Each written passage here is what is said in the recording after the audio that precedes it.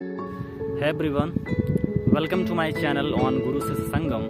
So today we will start a new interesting topic, and I think everyone would of you will be knowing about this. So this is about the desertification. This is about desertification. So how many of you know what is the desertification and what are their impacts on the earth, quality of the soil and everything, okay? And what are the current reports, and we are going through what kind of rate, desertification increasing which kind of rate. So everything, that question I will complete everything in this session. So get connected with me. I'll go by and by. आज हम लोग क्या देखने वाले हैं, क्या देखेंगे? मरुस्थलीकरण जो हिंदी में हम बोलते हैं, मीन्स दैट रेगिस्तान के बारे में देखेंगे, डेजर्ट के बारे में देखेंगे। आज अगर हम देखें अपनी वर्ल्ड की कंडीशन को, हम क्या कर रहे हैं, आज हम डेजर्ट की तरफ बढ़ रहे हैं। इंडिया में एज एक इनिशिएटिव शुरू हुआ है, let's save soil, let's save soil movement. कौन स्टार्ट किया है? जग्गी वासुदेव, सदगुरु के नाम से जाने जाते हैं, और उन्होंने इस मूवमेंट को स्टार्ट किया है। So what was the purpose behind starting this save soil movement? Because this is the biggest concern. Now you are saying we are in the mid of war and that country, this country, nuclear war, this and that. Okay, that will happen, I don't know, okay, whether that happens or not, but which is the most important concern for our world, for our country, for our society, okay? What is that? To save the soil. Means that right now if you look at the India, the rate of desertification, मरुस्थलीकरण जो है बहुत तेजी से बढ़ रही है।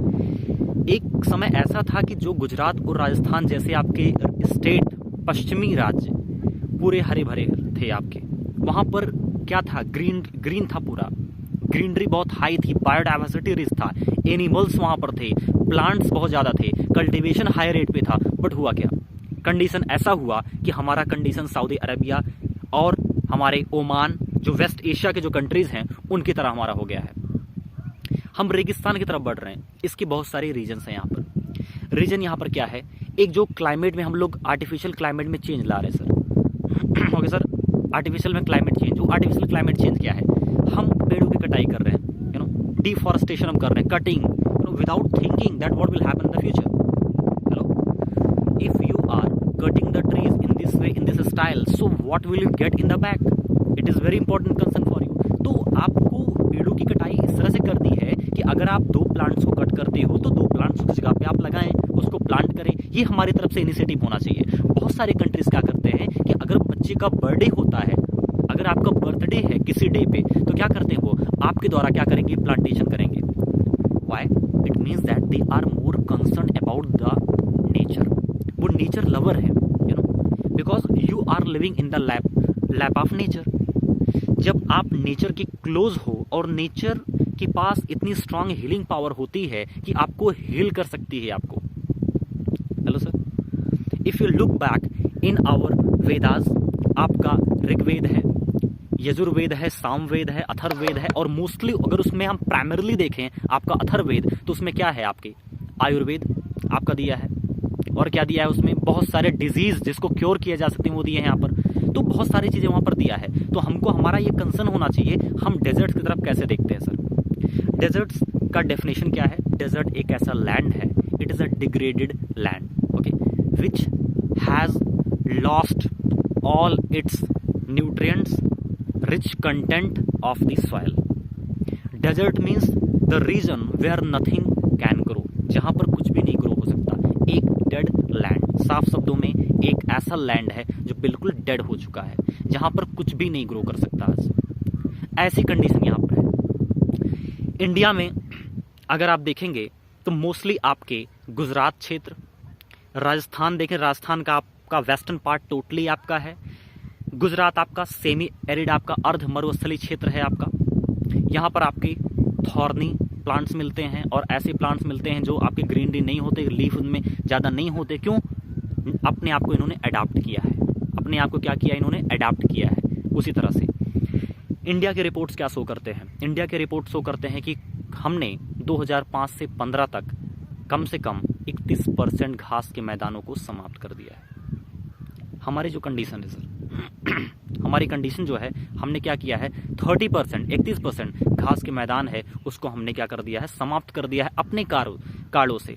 Over grazing हो रही है। अभी मैं उस पॉइंट्स पे आता हूं कि क्या क्या कारण है जिसकी वजह से ये हुए है कंडीशन। फिर कंडीशन में जो हाईली कंसर्न है पंजाब का रीजन है।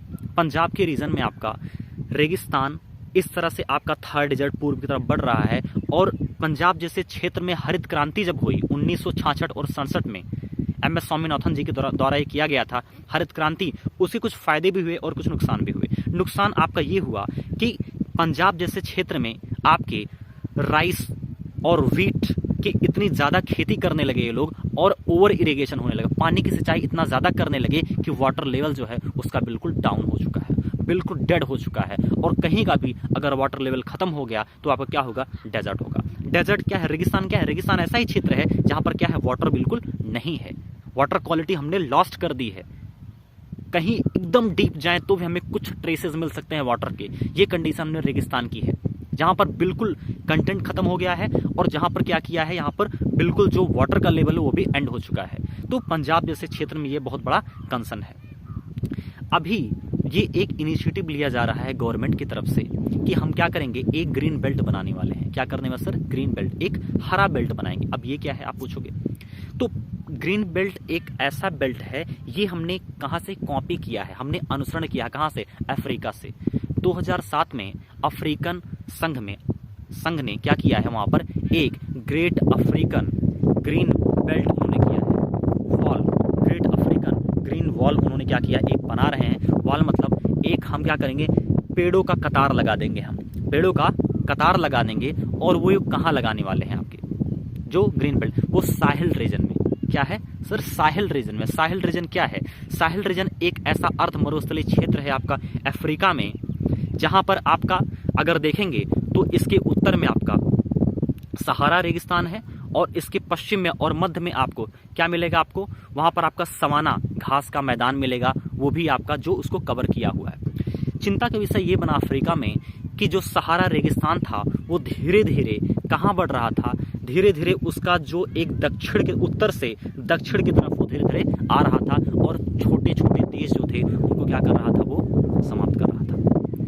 कहते हैं कि सेनेगल से लेकर, सेनेगल एक क्षेत्र है, सेनेगल से लेकर आपका कहाँ है, वो आपका सेनेगल पश्चिम अफ्रीका, सेनेगल से लेकर पूर्वी आपका जो आपका जिबूती का क्षेत्र जो है, पूर्व में आपका क्या है, एकदम पूर्वी छोर जिबूती में, वहां तक का जो बेल्ट उसके साहिल क्षेत्र हम बोलते हैं, वो कवर करता है, और उसके उत्तर में क्या है आपका सहारा रेगिस्तान है। तो इस क्षेत्र में क्या कर रहे हैं, एक पेड़ों की कतार लगाई जा रही है, पेड़ों की कतार, एक ग्रीन बेल्ट वहां पर हम बना रहे हैं, जिससे क्या हो, वहां पर जो रेगिस्तान है वो बढ़ रहा है, वो बढ़े ना, और वहां पर छोटे छोटे किसान खेती कर सके। उसी का अनुसरण करते समय हमने गुजरात के पूर्व बंदर से लेकर पानीपत के क्षेत्र तक दिल्ली, और अपने दिल्ली के क्षेत्र तक हमने क्या किया है, वहां पर हम एक ग्रीन बेल्ट बना रहे हैं जो 1000 किलोमीटर क्या लंबा होगा और 5 किलोमीटर चौड़ा होगा। जैसे ग्रीन अफ्रीका में कम से कम 11 देश उसमें भाग ले रहे हैं और उसमें वो पार्टिसिपेट कर रहे हैं। चीन भी कुछ इसी प्रकार से, जो गोबी का रेगिस्तान है मंगोल में, वहां पर भी दोस्तों ये काम कर रहा है, वो ग्रीन बेल्ट बना रहा है।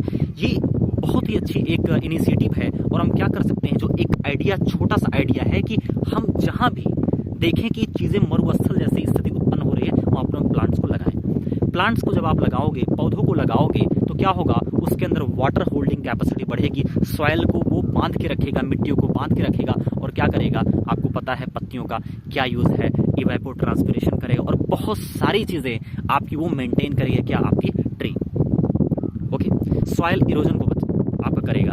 UNCCD, अब सवाल है कि जो आपका अफ्रीकन ग्रीन वॉल जो बनाया जा रहा है, ये कौन कर रहा है, तो UNCCD, United Nations convention to combat desertification. 1994 में इसको बनाया गया था, किसके द्वारा, यूनाइटेड नेशंस, संयुक्त राष्ट्र के द्वारा बनाया गया, और 1996 में इसकी पूर्ण रूप से पुष्टिकरण हुई, उसको मान्यता मिली। कम से कम 122 देश इसके भाग हैं। ये क्या करते हैं, उन क्षेत्रों को टारगेट कर रहे हैं जो मरुस्थल में तब्दील हो रहे हैं, उनको बचाना है, पुनर्जीवन उनमें करना है, उनमें उसको धरोहर के रूप में बचाएंगे, उसकी क्वालिटी को इम्प्रूव करेंगे, क्वालिटी को इम्प्रूव करने के लिए जो कुछ भी करना होगा हम करेंगे, और फिर से उसको हरा भरा बनाएंगे। विश्व में 40% जो पूरे लैंड है, जमीन है, वो क्या है, आपके मरुस्थल में तब्दील हो चुके हैं, या फिर हम कह सकते हैं वो ऐसे जमीन है जहां पर कुछ भी नहीं दोस्तों ग्रो हो सकता है। ऐसी स्थिति हमने उत्पन्न करी है यहाँ पर। उसके बाद हमने क्या किया है, डेजर्ट नेशनल प्रोग्राम 1995 में भारत में ये चला। इसको क्या करना है, हमें क्या करना है, अपनी जो कंटेंट है, मिट्टी है या फिर क्षेत्र है, उसको बचाना है। और क्या करना है, जो मरुस्थलीय क्षेत्र हैं उनमें जो भी आपके हरे भरे स्थान है उनको क्या करना, रेजुनेट करना है, उनको फिर से पुनर्जीवन देना है। जो कुछ थोड़े से मरुस्थल में बदल रहे हैं उनको फिर से जीवन देना है। ये 1995 का था। ओके, फिर क्या है, national afforestation programme mean afforestation क्या होता है, आपका बिल्कुल क्या है, डिफॉरेस्टेशन पेड़ों को काटो, एफॉरेस्टेशन पेड़ों को लगाओ। तो एफॉरेस्टेशन पेड़ों को लगाना है। जैसे अभी मैंने आपसे बोला ग्रीन बेल्ट जो 1000 किलोमीटर लंबा और क्या 5 किलोमीटर चौड़ा बनाया जाएगा, यही उसका भाग है दोस्तों। भारत यूएनसीसीडी का भी सदस्य 1994 में किया था और 1996 पूर्ण रूप से इसका पूरी तरह से इसमें मेंटेन हो गया और इन्वॉल्व हुआ है और पूरी तरह से इस पे काम कर रहा है, कैसे इसको बचाएं। रेगिस्तान तब्दील होती है जब आप क्या करते हैं, उस क्षेत्र में ओवर टिलिंग करते हैं। जुताई जब ज़्यादा करेंगे, आप गहरे से जुताई करेंगे तो ऊपर नीचे के जो कंटेंट होंगे ऊपर आएंगे और सॉइल की क्वालिटी खत्म होने लगी। दूसरा, जब हम दोस्तों ओवरग्रेजिंग करते हैं, ओवरग्रेजिंग से क्या होता है कि अधिक से अधिक जानवर उन खेतों को चरने लगते हैं और खेतों को चरने के बाद उस मिट्टी में जो भी उसके पौधे जो जड़ में लगे होते हैं उनको पूर्ण रूप से उखाड़ लेते हैं। उनको उखाड़ने के बाद जो एक समय होता है पेड़ों को उगने के लिए, वो बचता नहीं, क्योंकि इतने जानवर होते हैं कि जैसे वो उगते हैं तुरंत वो उसको खाने लगते हैं, जिससे क्या होता है, हम मरुस्थल में चेंज होने लगते हैं दोस्तों। और उसके बाद हमने केमिकल फर्टिलाइजर्स का हम इतना यूज़ कर रहे हैं कि हम उसको नहीं बचा पा रहे हैं। फर्टिलाइजर्स के अलावा अगर देखा जाए तो हम उस पर क्या कर रहे हैं, हम उस पर क्रॉपिंग पैटर्न जो हमारी है, क्रॉपिंग पैटर्न बिल्कुल एक उल्टी तरफ से है। हम एक ही खेत पे हम बार बार क्या कर रहे हैं, क्रॉप्स को हम क्या कर रहे हैं, उगा रहे हैं। ऐसा नहीं करना चाहिए। तो अगर ऐसे हम ब्यूटीफुल स्टेप्स हम लेते हैं तो हम क्या कर सकते हैं, इन डेजर्ट से बच सकते हैं और उनको हम बचा सकते हैं। बहुत सारी कंसर्न है, उसको हमको अपने माइंड में रखना है और कैसे हम इम्प्लीमेंट कर सकते हैं उसको आइडियाज़ को रखना चाहिए। और ये हर सिटीजन का रिस्पॉन्सिबिलिटी होना चाहिए, किसी एक व्यक्ति का नहीं। So thank you.